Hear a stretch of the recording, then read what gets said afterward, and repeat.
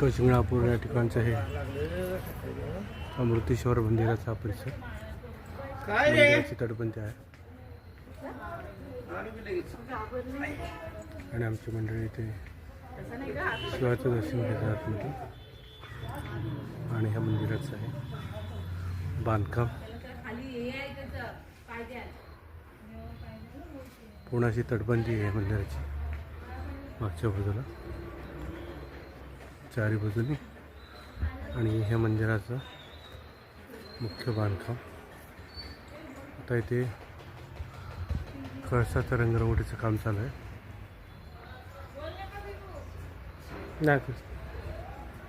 आणि हे कंपाऊंड